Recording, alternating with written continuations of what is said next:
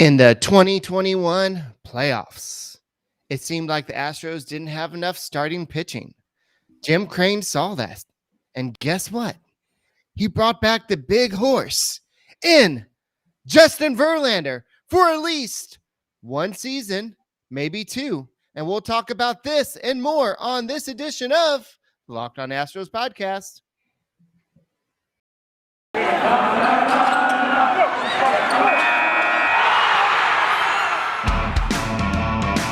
Hello and welcome to Locked on Astros, your daily Astros podcast. Here are your hosts, Eric the Man Huysman and Brett H-Town Wheelhouse Chancey.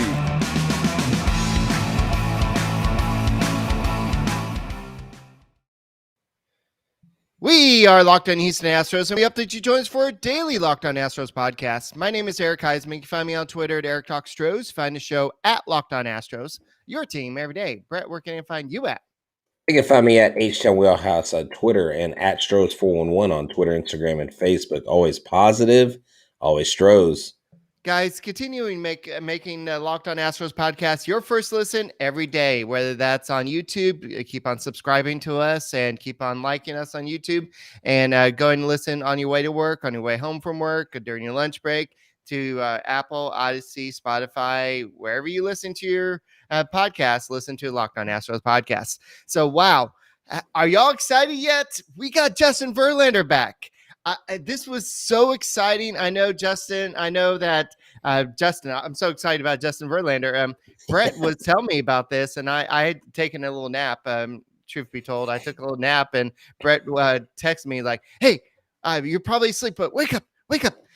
We got Verlander back." And I'm like, no, I haven't heard anything about this. And then I searched, and we did. And it's just so weird because I've been reading all day that Verlander prefers the East Coast. He prefers to go there. And I even saw somebody say that he wants to go play for the Angels. And it just makes me realize that, oops, these guys don't know what they're talking about all the time. Well, you know, I can tell you this. I've called it all along. I've had a hunch that he was going to stay in Houston. I really believe that Jim Crane thinks very highly of Justin Verlander. He was a key part of the 2017 World Championship run for the Houston Astros in the World Series. He won the Cy Young in 2019. He won 18 games in 2018, and he also threw a no-hitter in his last full season. Justin Verlander must have done something right to impress not only the Astros, but the Angels, the Red Sox, the Braves, the Yankees. Pretty much all these teams were coming in bidding for him. What's funny is the second the Astros sign him, all the other teams' fan bases are going, "Well, we're so glad we didn't sign Justin Verlander," when every one of them were like, imagine our rotation, Cole, Verlander, and all these people. And it is just amazing the flip and the flop that goes on with the second the guy signs with the Astros. Now, I'll tell you this, Eric. When it was being announced that he was going to all these other places, I knew that he had turned down talks about going to the Angels. There was some talk and a prediction by the ESPN guy, and I can't remember the guy's name who does all the no, not him. No, anyways, some other guy that's got an Italian last name that writes for ESPN. When he made all the predictions, he had put Scherzer and Verlander going to San Francisco. It's like, oh, that's interesting. Of course, once we signed JV, they're like, let's get Max Scherzer too. We turned into like almost like Yankees fans. Let's get Scherzer. Let's get Marte. Let's get everybody. Let's bring them all aboard. And here's the thing. There are some people, Eric, that don't like this signing because they think we're committing too much to a 39-year-old pitcher coming off of Tommy John surgery. Right. He is Justin Verlander. He is that horse. He is that guy who's going to solidify this rotation. He's that guy who, in the playoffs, you're going to feel very confident about going game one. If he's probably going to, there's going to be some bumps in, just some bumps along the road in his first season back from Tommy John. There's going to be some and ifs, buts, but the good thing is you have a deep rotation right now. You had James Click saying, you know what? I don't think we need to go out there and get any pieces for the rotation. I'm very confident about this rotation. Now all of a sudden, you add Justin Verlander to a rotation that your GM has already said, look, we don't need to add in pieces. Now you add Justin Verlander to it. That's really good. And I just love that Ben Verlander was the one who broke the news, and he Yeah, said that was it's official. Justin Verlander is signing with the Houston Astros. right. And I literally retweeted 11 seconds after he tweeted that. I retweeted him and quote tweeted. I said, Ben Verlander had it first, and I called it because I've been calling this signing. I did not see Justin Verlander going to the Yankees. I did not see him going back to the Tigers. He wants to contend. And Justin Verlander obviously feels like the Astros is the best place for him to do that because he probably wants to win another ring. He probably wants to go out, and this is a prove it year. And someone did mention earlier in the comments, it would have been better to have a club option, but Justin Verlander wasn't gonna let the Astros off that easy. But whoa, hey, where did I go? Sorry. So that's okay. Well, Eric just took me out of the show. He's like, "You're gone. You're done. You're canceled." So if you're listening to audio, my picture just disappeared. That's okay. So here's the deal with Justin Verlander signing for $25 million for 1 year and a player option is you hope that the kind of the long ball bug that he had a little bit in those 2 seasons, that he fixes that, but that he comes back strong. People are already talking about, is he the opening day starter? Is Lance McCullers Jr. opening day starter? Only time will tell in that. The Astros had to have seen something in his recovery, Eric, in his throwing, watching his workout program that simply allowed him. I'm trying to type something in. That's why. Okay. That something allowed him to basically say, okay, we're going to pay this man $25 million. It is $13 million less than what he was getting paid before. They are saving money. And so at the end of the day, what does it mean? Does it mean they committed too much money? No. Crane said he is going to spend money. He said, we are going to be at the top of the league when it comes to spending. I believe, Eric, and tell me what you think of this. I believe that for some odd reason, the market for Carlos Correa is not there like he wants it to be. And Justin Verlander coming back means, I think, an easier path to bring back one Carlos Correa to the team. I disagree. I think that I think that what we see here is Justin Verlander is smart. He realizes that there is the work stoppage coming up on December 1st, and he's like, "Look, I don't want to spend a whole winter just worrying about where I'm going to be. People asking me questions. I want to just go ahead, and I have some type of loyalty to the Astros. I feel bad for only pitching 1 game in the last 2 years.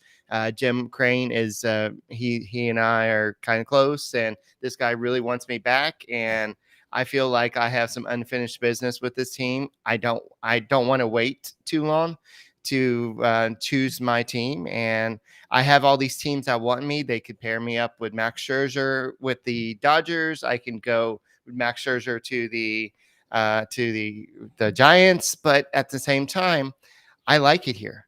Kate Upton maybe likes it here. I mean, we like it here. I think she had a like us.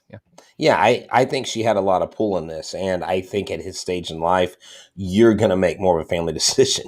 And hey, that's not a tough family decision to make. To stay where you're familiar with, to stay with the club you've been with, to get $25 million, that's not bad. Now, the question becomes: does he automatically skyrocket to the opening day starter? Like Mr. Corona says, I think you still start LMJ. I think he's still your ace. You committed to him in a long-term deal, paying him $85 million. If he's ready to go opening day, I think Lance McCullers Jr. is your starting pitcher, and Justin Verlander is your second game pitcher to open up the season. You know what? I don't know if I would bet on that, but speaking of betting, let's talk about betonline.ag. So we're back and better than ever, a new web interface for the start of the basketball season, more props, odds, and lines than ever before. BetOnline remains your number one spot for all the basketball and football action this season. Head to our new updated desktop and mobile website to sign up today and receive your 50% welcome bonus on your first deposit.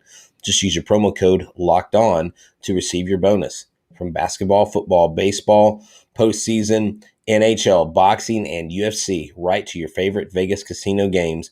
Don't wait to take advantage of all the amazing offers available for the 2021 season. Bet online is the fastest and easiest way to bet on all your favorite sports. Bet online, where the game starts.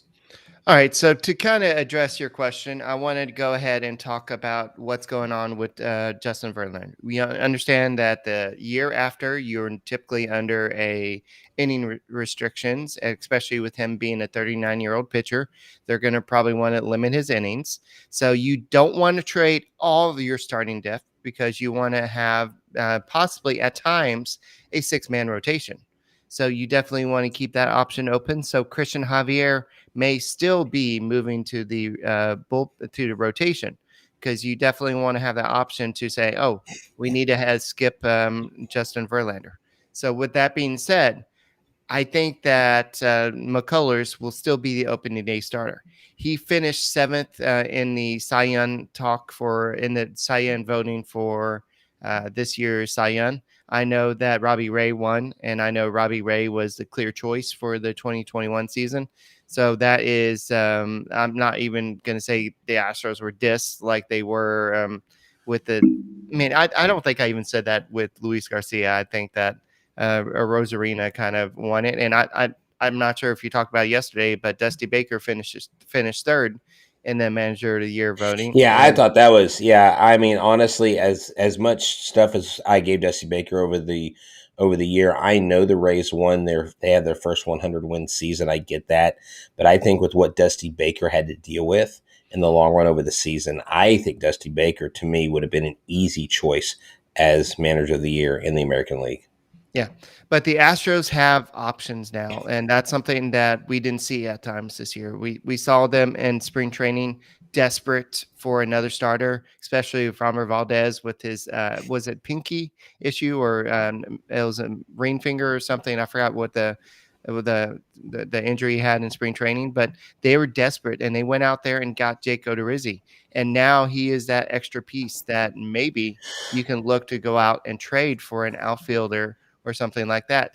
But what I'm trying to say is that look for the Astros to use the six-man rotation. We saw them do that at the end of the 2021 season, and especially with Verlander being on some type of inning restriction, him being 39 years old, him throwing only one game basically in 2 seasons. You're going to limit his innings, and you want to keep him strong for the playoffs. I mean, assuming with Justin Verlander back in fold, you're going to make the playoffs in 2022. Right. I still think JV could get 100 plus innings. I think he could get between 120 and 140 innings. I just if he's a workhorse that he is, and he's a hard thrower that he is, and he's able to go, he's going to give you the innings if he's there. With Jake Odorizzi, he is your seventh guy. You have a 6-man rotation plus one, and so Odorizzi, I think it's a certainty.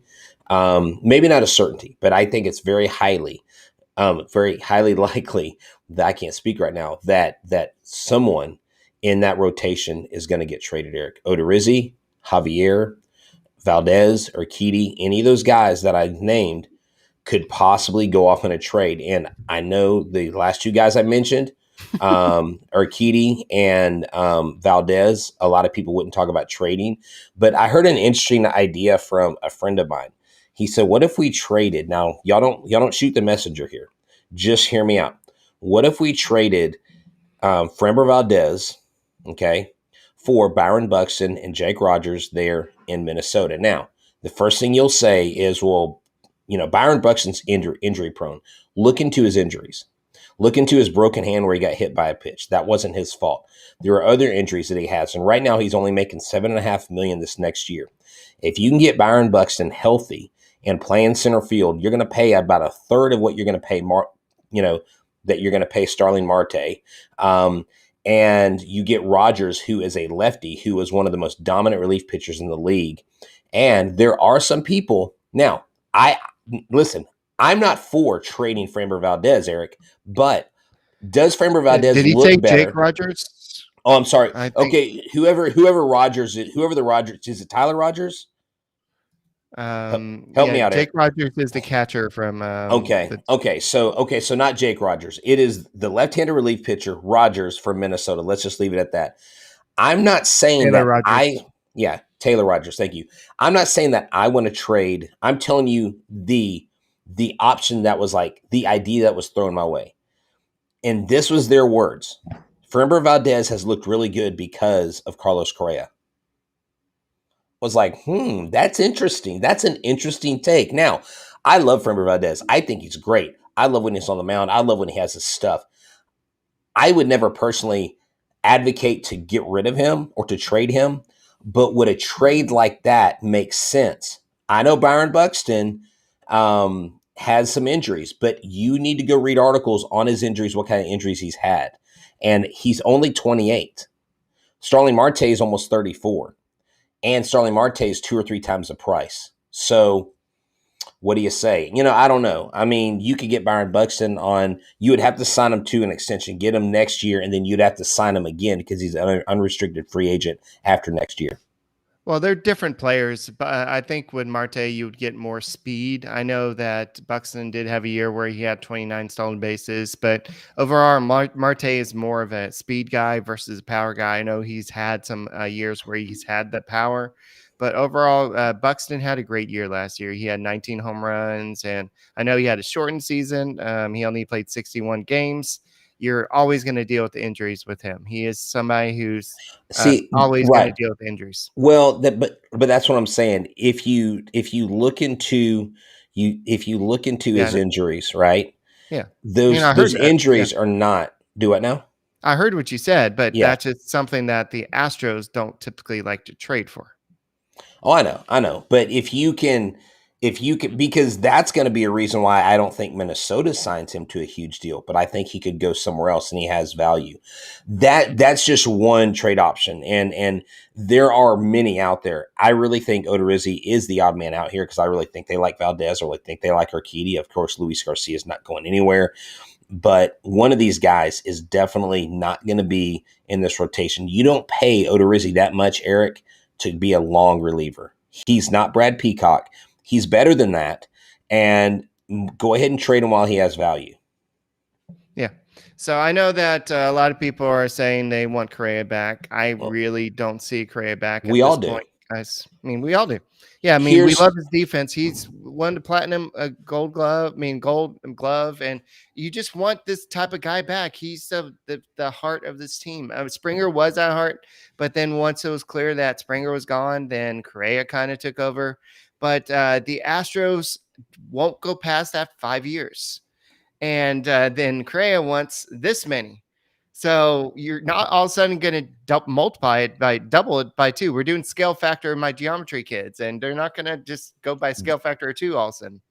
And here is the problem with Correa wanting that is the only team, Eric, I see doing that with a realistic high AAV are the Texas Rangers. The Detroit Tigers are not going to sign him for that long, for that much. Yeah. The New York Yankees have got their sights set on Corey Seager. The Yankees, of course, they're in the bid for everybody. I kind of joked last night, Eric, that if my late grandfather had something to offer the Yankees would offer him a contract just because they want to offer everybody a contract. They think they deserve everybody because they're the Yankees. And Steinbrenner actually made some comments about Correa. They said, "Are you thinking about him? And what do you think about Correa?" He's like, "Well, I know a lot of people say, well, the 2017 thing, and I think it's time for people to move on. I think at some point you basically have to look at something and say, okay, the past is in the past and let it go because every year the Yankees are looking at every player that's available." So Carlos Correa isn't off the table in New York. I just see the Rangers being able to throw him the baby in the bathwater and everything in between. And imagine playing Carlos Correa for 19 games a year in a Rangers uniform, and he puts up his left hand over his left ear, or when he rounds third base, you know what I'm saying? And imagine the boos he would get from Minute Maid Park once he hit a home run against his old team. There are I'm just saying, there are so many interesting scenarios that could play out. I just think the Rangers is a likelihood if he doesn't stay here. And I'm going to say this. I'm going to stick by this. I'm going to stick to this like I stuck to my guns on Verlander.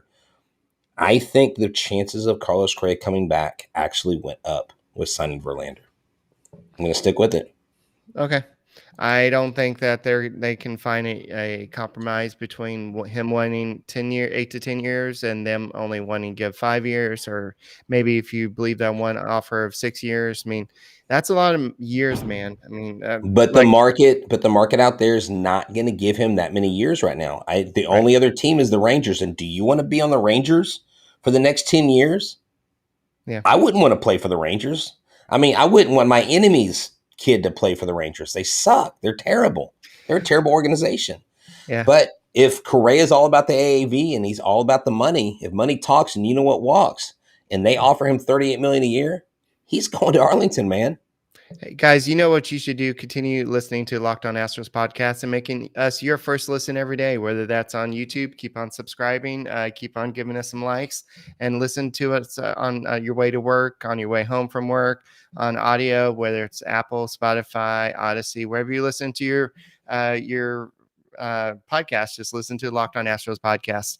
So I just think that that just because the Astros signed Verlander, I think that definitely means they're out on Carlos Correa for sure.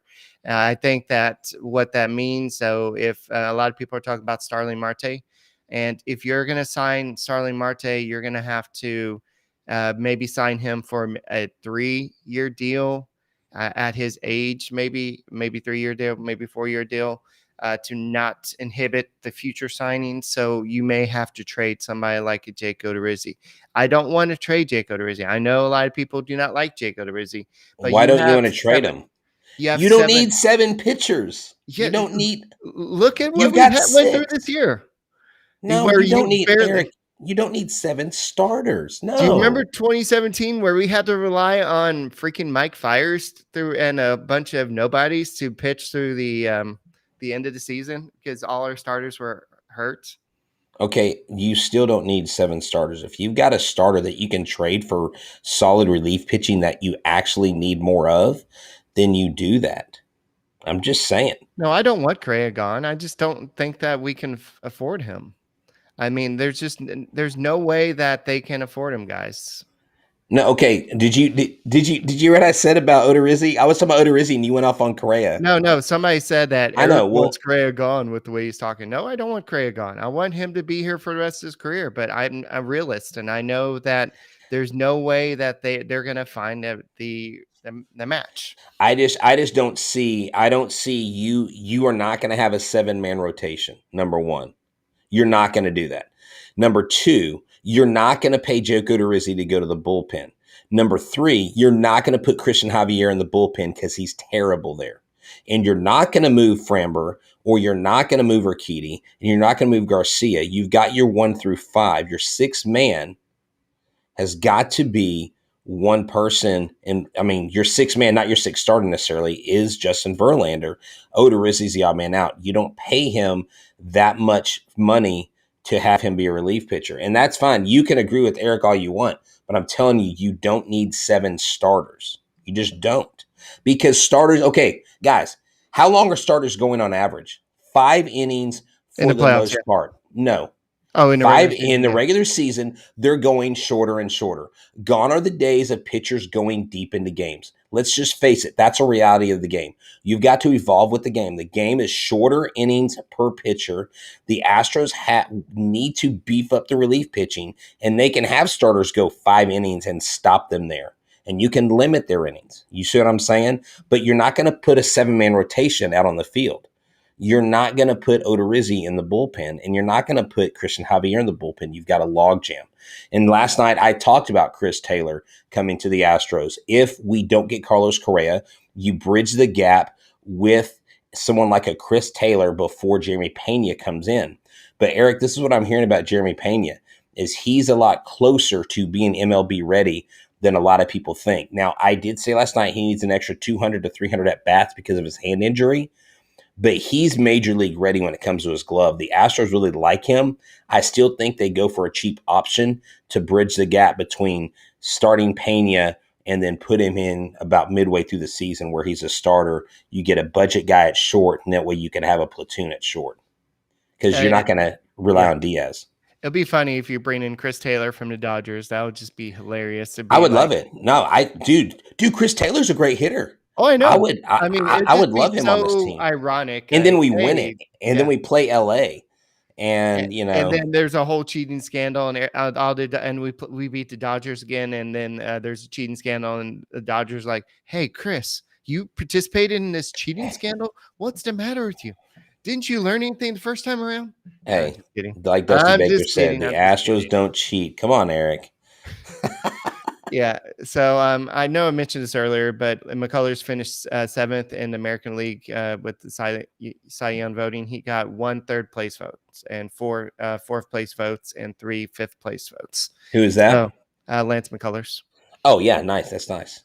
So considering this is his one of his full seasons that he's had, that's pretty good, and that shows how dominant this guy can be and why the Astros gave him that deal. So I think that the Astros for next year with Justin Verlander in fold. I know that the deal is not technical; it's not official yet until the Astros market official. But for those of y'all that's just joining us, the Astros have given Justin Verlander a 1-year deal for $25 million for 2023, and then a player option for 2024. No, sorry, 2022, and then a player option for 2023. Yeah. And that means that he's basically here for 2 years, because unless he gets a better offer, I don't think he can even take like field calls until he declines that deal. So I'm pretty sure he's going to be like 25 million at 40 years old. Yeah, I'll take it.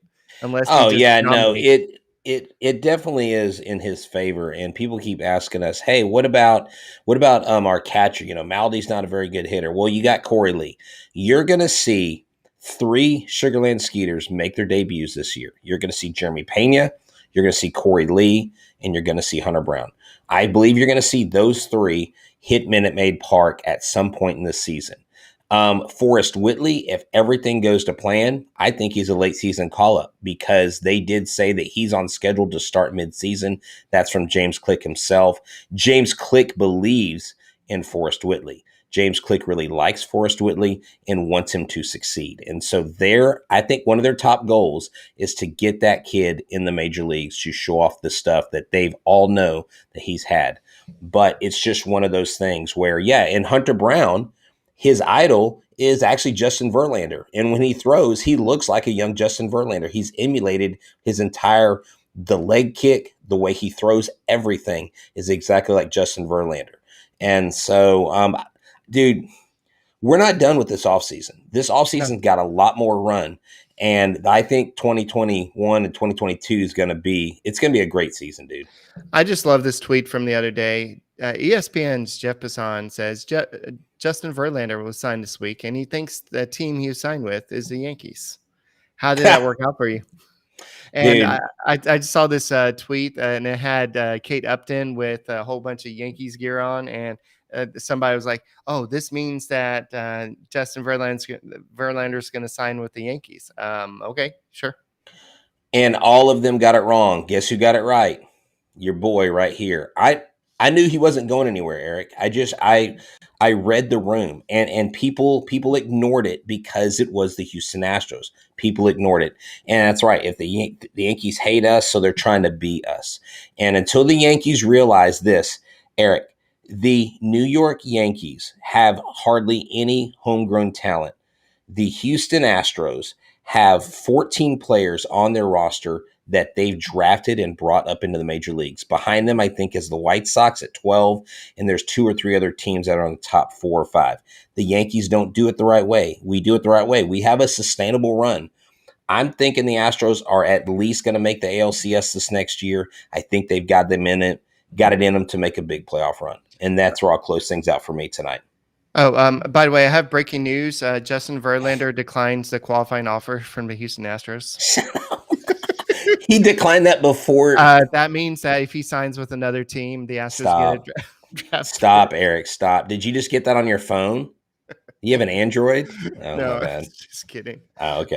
But the Astros did officially announce that Carlos Correa and Justin Verlander did decline the qualifying offer. So Verlander's back, and now Carlos Correa is officially a free agent. So, so so we'll see what happens there, but definitely we'll see what happens. There's a lot to go on. If you want to, you said the off season's not over. I would say that at this point, the offseason begins with re-signing Kendall Graveman.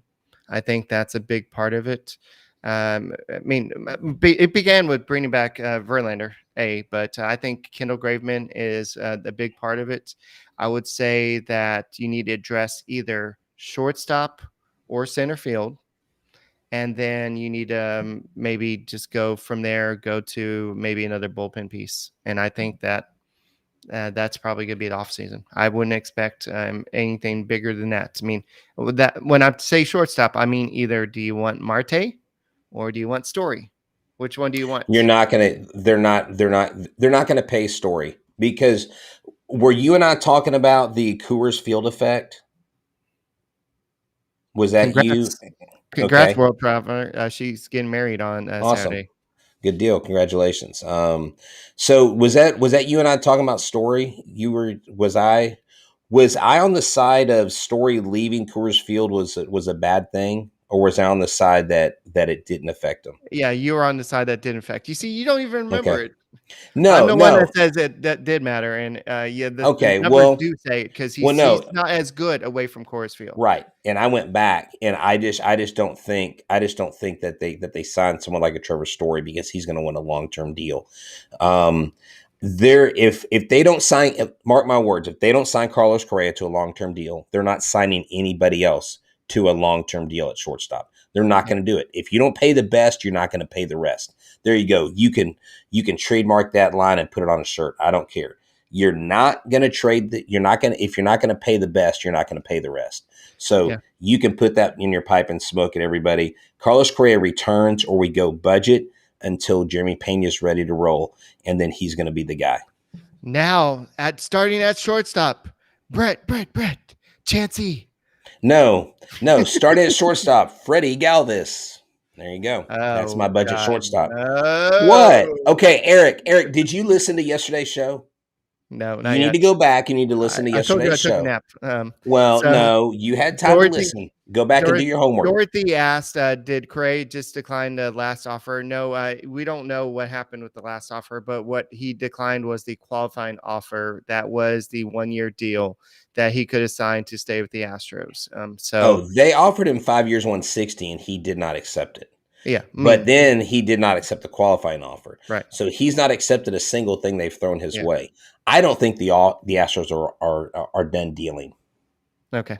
All righty. So, guys, that's all we got for this edition of the Locked On Astros podcast. We'll be back tomorrow to go ahead and talk some more about the fallout from the Justin Verlander signing, and talk some more with you, and go Stros, and have a good evening, and we'll see you tomorrow.